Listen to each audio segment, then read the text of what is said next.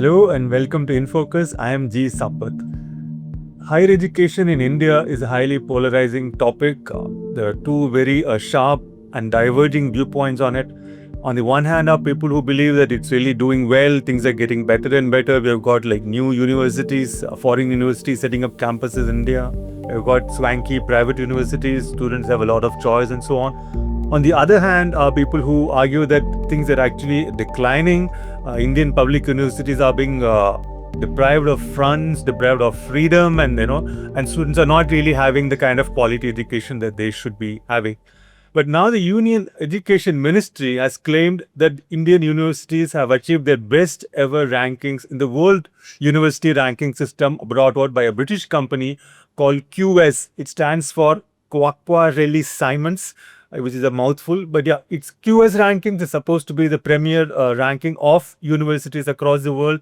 And Indian universities have achieved their best ever performance. You've got about 54 universities from India represented in these rankings, which is the highest ever in the history of these rankings. And India is fourth in terms of representation, behind only the US, which has 192 universities, the UK with 90, and China with 72. And also among Indian universities, about 48% have improved their rankings. And along with that, we have 6 Indian universities featuring in the top 250 of these QS rankings. All great news. And IIT Delhi happens to be the highest ranked Indian university in this list, coming in at 123. So how exactly are QS rankings arrived at? What are the metrics that they follow?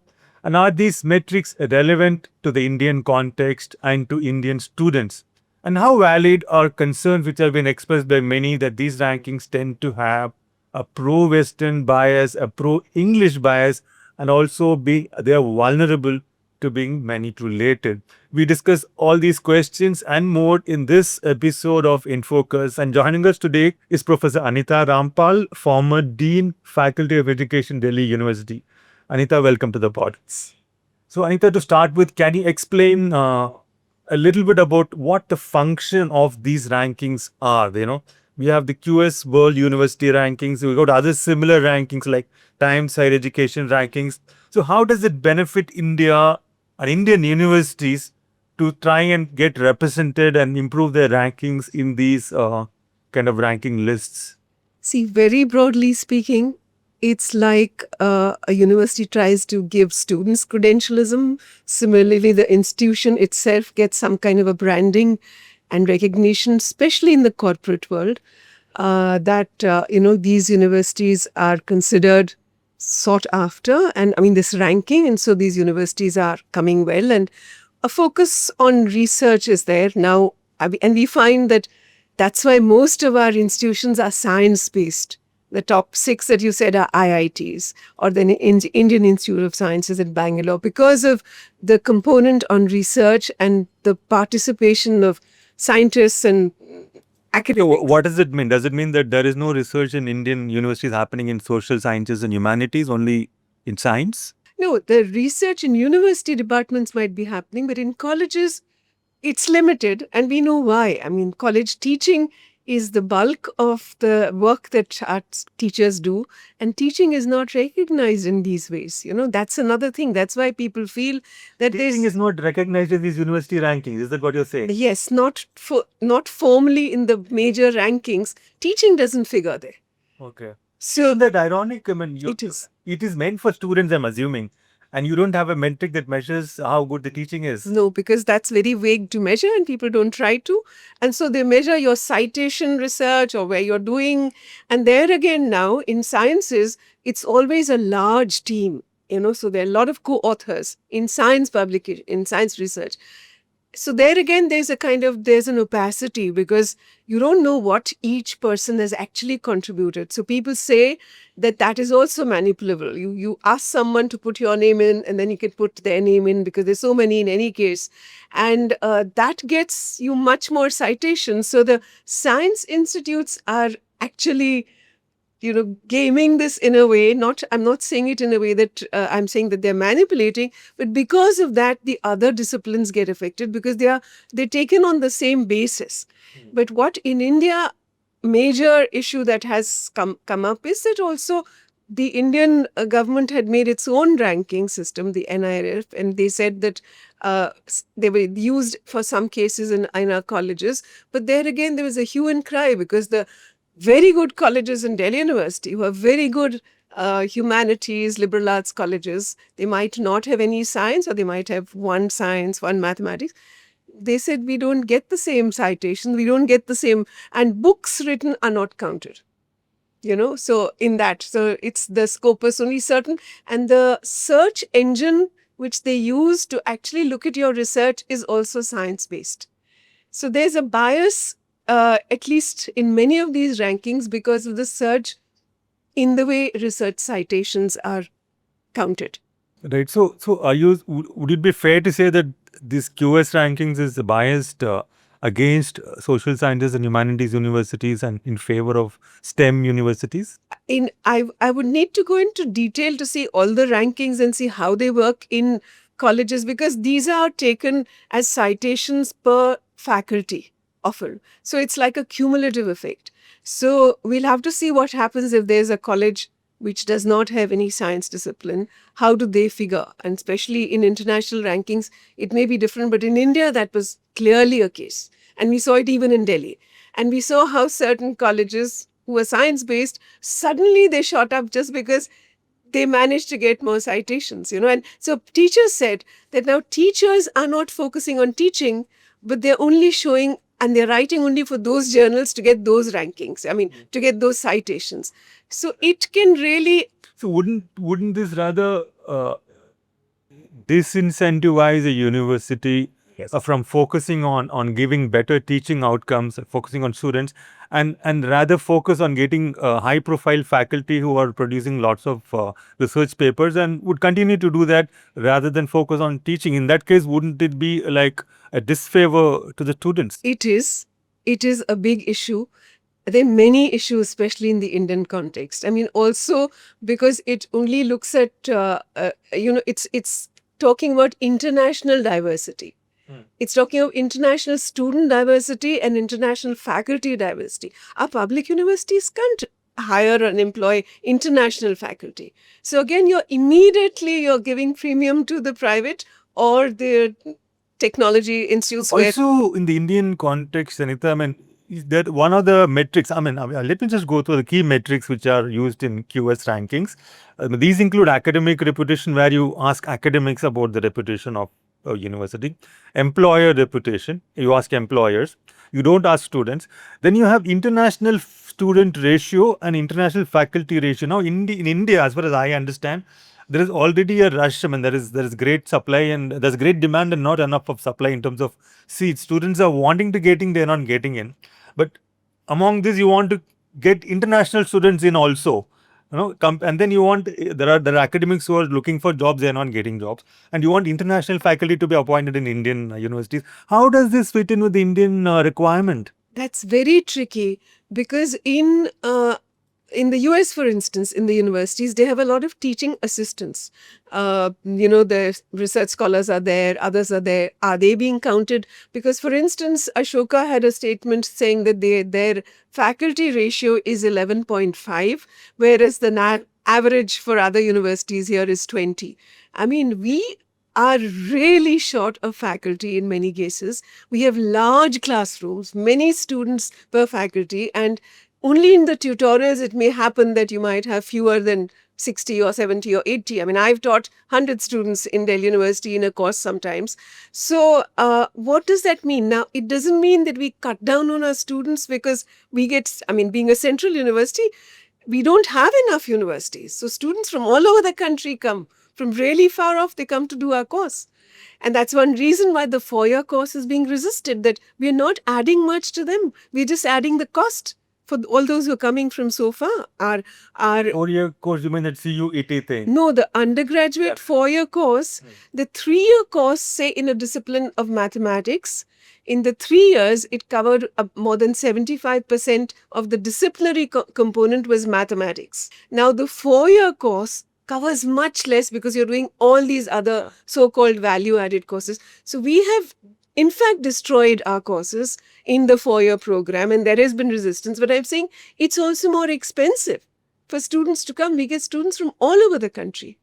The CUET is another matter, and we can come to that, because that now has restricted our students from different state boards. Right. They're coming mostly from the CBSE schools, and because it's a centralized test, and that test has its own curriculum. Earlier, they told us it's based on CBSE. So you can tweak that. So then your state board students don't get admission to central universities. So centralized assessments and admission tests are a big problem.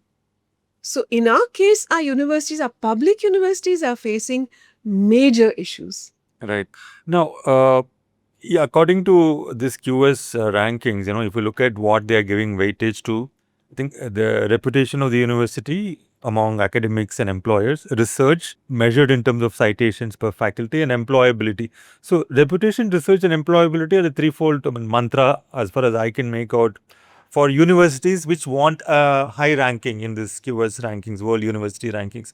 Now, is this also our objective as enshrined in the National Education Policy 2020? Because many people are saying this NEP has been instrumental in Indian universities featuring so highly and in such large numbers in this rankings. That's not true.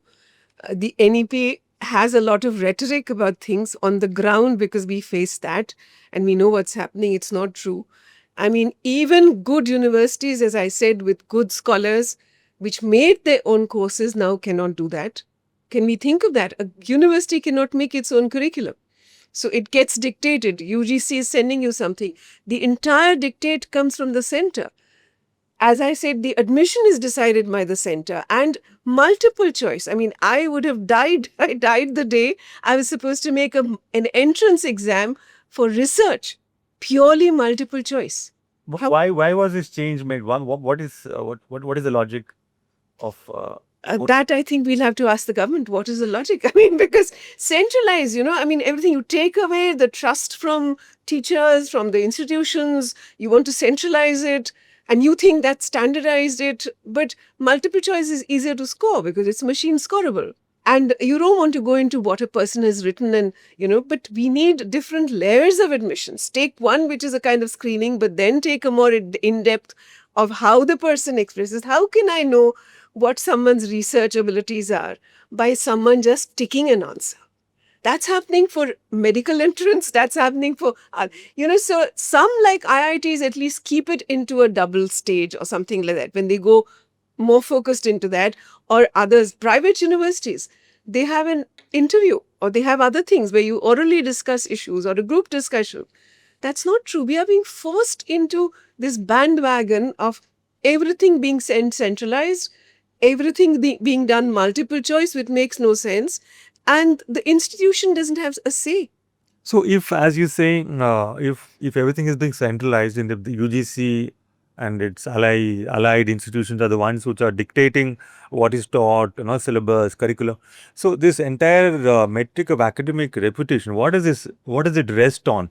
Your reputation, I would imagine, comes from what you have done in terms of your original inputs for coursework and syllabus and how you're approaching a particular subject, etc., or what particular discipline. But here everything is given to you from outside. So what is your reputation about? Yeah. And even our good courses today, if you follow what's happening in the DU Academic Council, our good courses are being chopped up. Totally. Like, for example? Good sociology, history, economics. I mean, it's just you can't teach this, you can't teach this. Don't use the word caste, don't do this. I mean, it's completely the way it's come in. And the push for doing certain things. So where does this push come from? From UGC and the ministry. Okay. Clearly. I mean, what you can't... Is there a particular pattern in terms of what... Well, it's understood. So when all your heads of institutions become compliant and subservient, they know that this is what is expected. So I should not be talking of patriarchy, or should not talk of caste, or I should not use these kind of readings. I should throw this out. Just like it's happening, the distortions in history or sociology or psychology, all that is happening in our courses now. People are really, really worried and concerned How can we even say that we are doing, a good undergraduate course or a master's course if we're not doing the basic readings in sociology? Right. So in this context, how is this concern which you've just flagged, where uh, good courses are getting diluted or sort of becoming worse? How is that captured in these rankings metrics? It will not be captured because you're not looking really at teaching, and if you're focusing academic reputation by asking people a survey that you do. So you can. So in other words, it's perfectly possible for a university to have a very good ranking in the QS World University rankings, and then teach horrible courses which are or substandard courses to students which were giving very little value in terms of teaching inputs. Both are compatible. Is that possible? That will happen now. It will happen It will because our happen. courses are changing now. We are doing the fourth year of our undergraduate course. So, what happens in a college in Delhi University or what happens in Delhi University will show very soon. Right. So, is when I said, is there a pattern? I mean, you spoke about caste and patriarchy and those kinds of concepts being sort of considered to be anathema, sort of weeded out. So, is there a broad trend in terms of moving away from critical questioning is in the social sciences? Absolutely. Absolutely. And the right wing kind of thinking of what you should be doing. I mean, a vice chancellor of Delhi University is telling a young colleague who's coming for a selection interview, why do you have to write on caste? And then you're sending it as an international paper. I mean, you're defaming the country. This is the vice chancellor of Delhi University. This is what we go through every day. I mean, we have in Himachal Central University, a colleague said, a professor said, she had to battle with the board of studies because her student had the word caste in the title of the PhD. So, if this is the way we are erasing caste, or we are erasing religion, or we are erasing the Mughal presence in our country, what do you think is going to be our academic reputation? And who is going to give us our reputation? I mean, is it the corporate sector which will say, very good, oh yes, you're going to do good, you're going to get good employment? Because who is getting the employment? You see, they're not bothered about what you're reading in history. They say, okay, you do your science, you do that, you come, your research citations. And don't talk about research. The quality of our research has gone down. Especially, I know at the college level where they themselves are saying, they said, we are so pressed to show up a number of publications wherever they may be. Your good books are not counted, your good, and you have to do it in the journals which are recommended by the UGC. And so people are, I mean, there's a lot of corruption in that because people are paying for publications and that's been written about. I mean, people have written this openly, but also the quality of publication. I know people who really do good research. It's not necessary that they have a long list. So their promotions get held up because of that. So this metrics that we've got into is damaging because we're not looking at quality and we're not looking at teaching and we're not looking at students. Diversity is only international diversity. How does that concern me? In my department, I mean, I'm getting There is students. no weightage given to intranational or domestic diversity. No. Okay, you can have all upper caste students coming into the classroom, and that wouldn't really matter to your weightage. Absolutely. Absolutely. And that is what is worrying. Because then people will be rushing towards that. Last 10, 15 years, we've had a major demographic change in our universities, in the central universities, I can say. It shows, What the way. kind of demographic change? I mean, people coming from far off places, from different backgrounds, first generation learners, different castes, different regions. And JNU was a model in its admission policy. And their students are now on hunger strike. Why? They've got into JNU, but they're concerned about the generations to come. That unless you do a JNU kind of an admission, which really looked at that, which had a special advantage points for gender for a woman coming from a tribal background, because you get some support, it's a kind of affirmative, and then the way you're assessed, not necessarily in the way you've written English, but your understanding, how sensitive your understanding is. So that's how they've got this diversity in the university. They'll finish that because students are saying CUET is damaging the university. Teachers are saying CUET is damaging the university. Students are on hunger strike. So something is seriously the matter, isn't it? And JNU Surrey has always come top in the national rankings. Always. Because it shows, look at the way our best scholars have actually given of their time. Teaching is not just coming and giving a good lecture. It's not just that, or how scholarly you might be. How do you support students? And that is important for a university. And that even in American universities, like Michael Sandel tells us when he talks about what is this whole thing about SAT scores, the Scholastic Aptitude Test, and only the people who come from a rich background, the high scoring are those who come from a wealthy background, a very well resourced, and you don't find much social mobility. But that's what he's asking, that where is maybe a smaller university, which is not being, you're not pushing people with high scores, a smaller university will nurture someone much better, whether in science or something else, because you're not in a competitive race. When you're in a competitive race, you're not necessarily learning well, you're in distress often, like IIT is also showing us. Yes, yes, absolutely. No, Anita, I wanted to ask you about something which is a very what should I say, uh, current topic in the context of Indian universities, which is the curbs on academic freedom. Every day we see about some university, somebody writes something, some professor posts something, some student has said something, and the university cracks down on the student or the faculty. Doesn't there's hardly even any example of universities standing up for their faculty's right to speech or the students' right to express themselves politically. I can't think of any examples. In fact, there are examples of students who are in jail for expressing themselves politically. So, academic freedom, which is shrinking, is it compatible with high ranking in QS university rankings? Does it figure anywhere at all as one of the metrics? It doesn't figure. So, it doesn't matter at all. And that's what is completely worrying for someone like us, because we take inspiration from our first Education Commission report, the Radhakrishnan Education Commission. I literally use it like something to chant at least once a week, because it gives me the hope that this is how our country, this is how the idea of India has looked at higher education. It said universities are the organs, are the homes of intellectual adventure.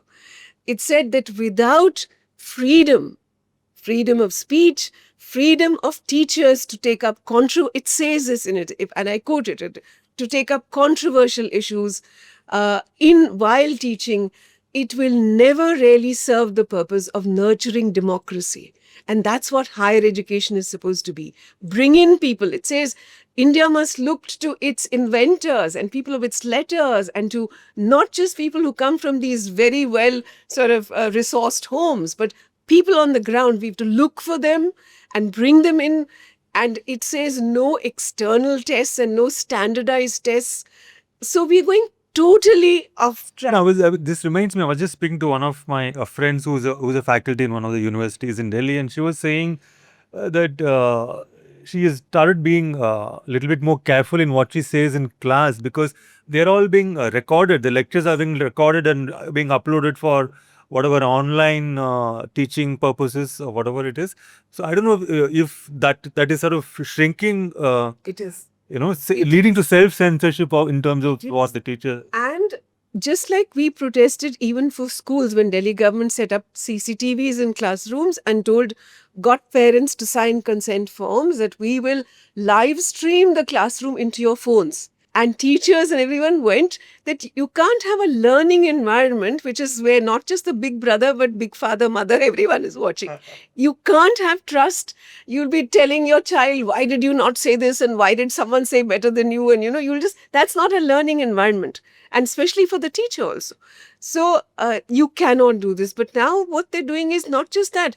You've got students who are being triggered. That's what happened in universities where Samina Dalwai or somewhere, students were provoked to video record something completely out of the context, make a completely false case by the National Commission of Women in Haryana, totally, and go and arrest a person or go and file charges.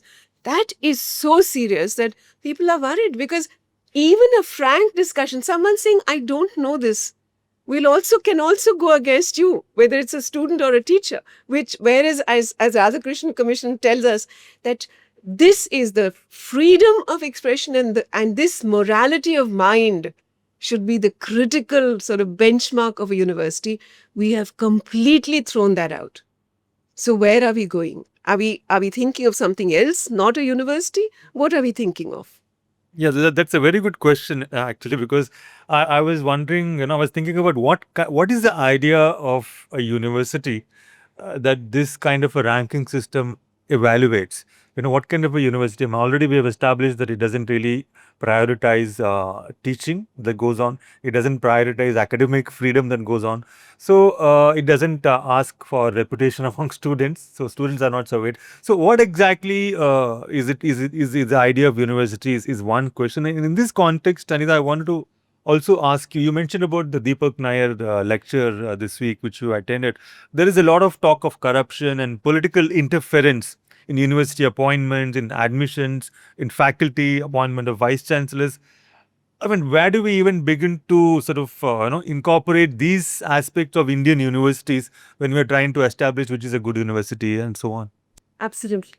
Absolutely. I mean, one which you're saying that when we're not looking at solidarity, that our education reports have said when education helps you look beyond yourself. And education, the purpose of education is to be looking at transformation. What is it about my society, about my country, about whatever, that I can make a difference to that? And for that, you go beyond yourself, not my marks and my rankings and my. So that we kill. As soon as we make anything so competitive, we just kill that because you're not thinking of the next person. You're just. So that is one thing which is completely missing. And secondly, what you're saying, the political interference in recruitments, the political, not just in courses and how it's developed and how much of, astrology or Indian knowledge tradition or whatever, or not lack of, or remove caste or remove patriarchy or whatever. And secondly, in terms of appointments, I mean, I cannot recognize some departments now the way the appointments have happened because they're not the best. But aren't there like processes with some transparency in terms of No. appointments? You have to go through an advertisement. There is a long process, but the ultimate is the decision that's taken by the selection committee. And if the selection committee already has a list, which often it has, people who are sitting on that know, and good candidates, sometimes our best candidates, especially for teachers, are actually humiliated. We have got people telling us, and it's just that the environment is such that not everyone might come up, but people have written about it. There are people who've written about what happened in gender studies or what, where you actually humiliate the good candidate, you make fun of the person's work because you actually want to take someone else because that person is listed and is obviously not as good. Right. So that what Deepak Nair said, and that everyone is saying, the decline, the decimation, he said we are almost probably past the brink, of not being able to come back where we were. Well, you mean in the context of public universities in India? In public universities in India.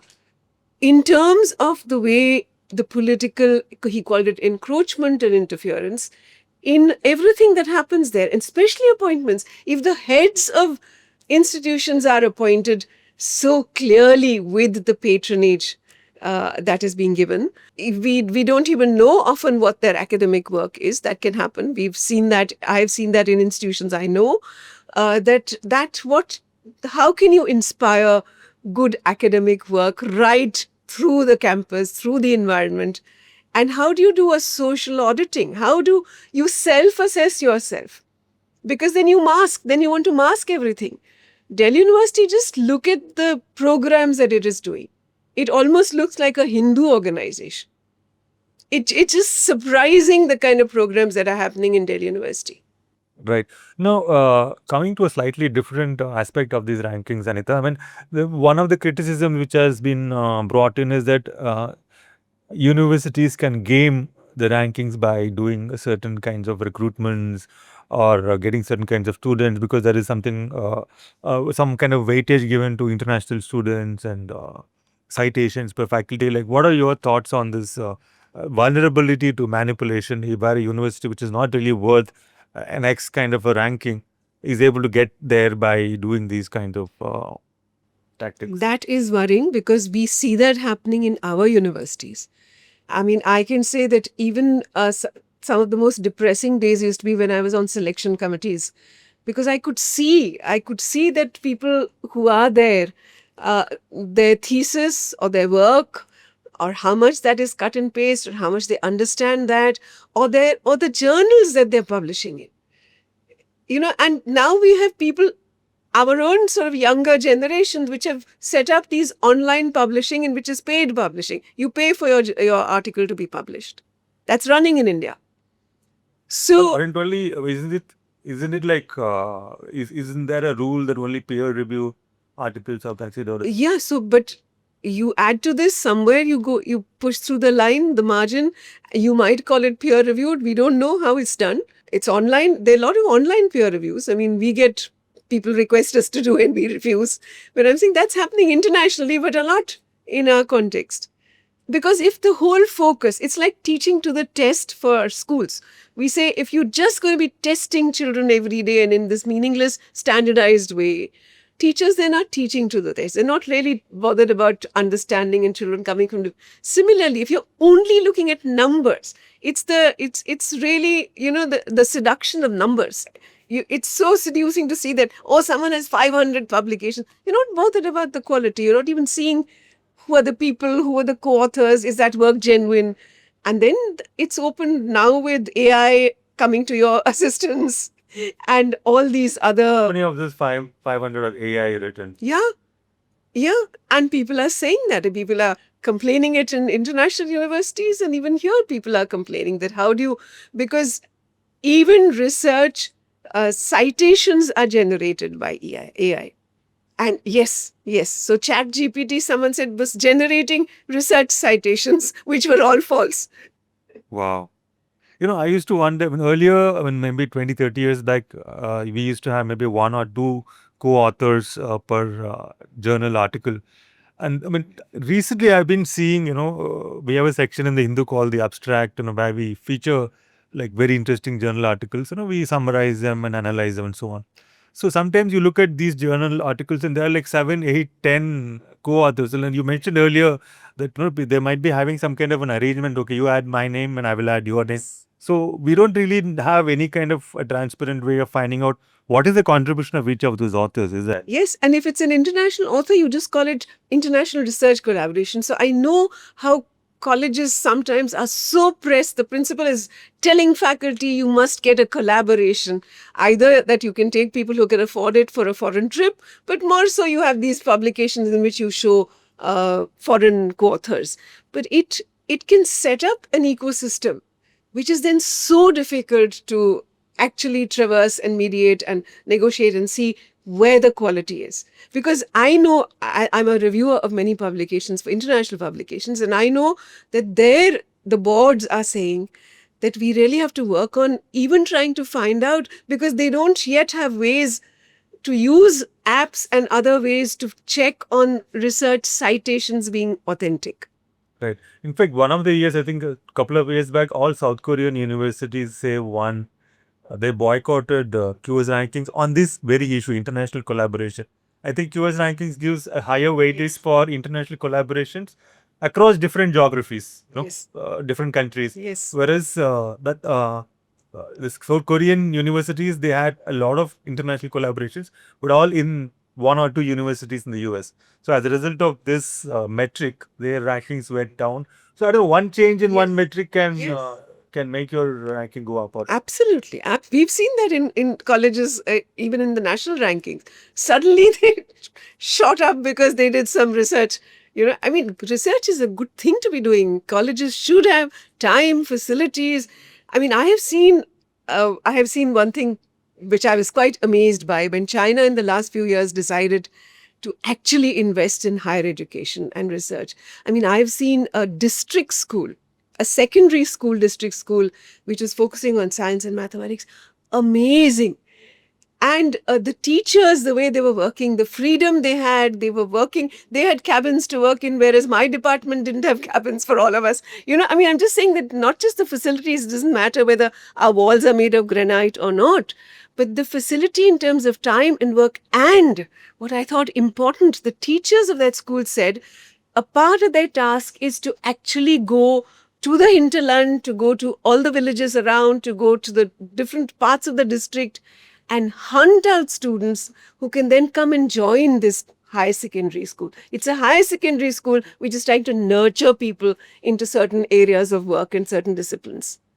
So they're nurturing teachers and they're nurturing, and we're not doing it in our universities.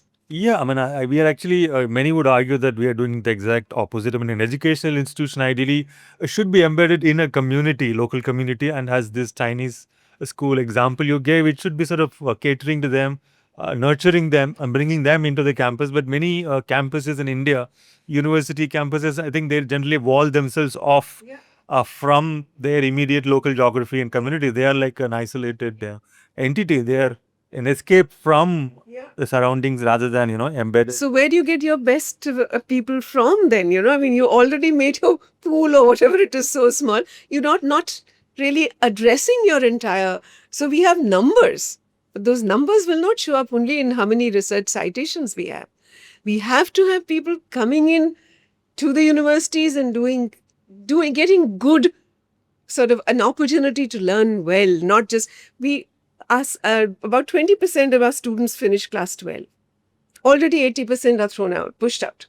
They don't drop out, we push them out. What happens in the university? We're saying we want GER in the universities to be 50% by 2035. But where is that going to happen? GER meaning gross enrollment ratio. I mean, Tamil Nadu says, and that's one of the things they say, we've already done it. How can you push NEP on us? Because we've already done that. But I'm saying that because they're counting all kinds of different ways. And one more thing, which is crucial for us, which the Radha Commission report said upfront, we cannot be distinguishing and making the skill of our mind different from the skill of our hand. We have to keep that together. And that is what we don't. Our vocational courses, we are saying vocational.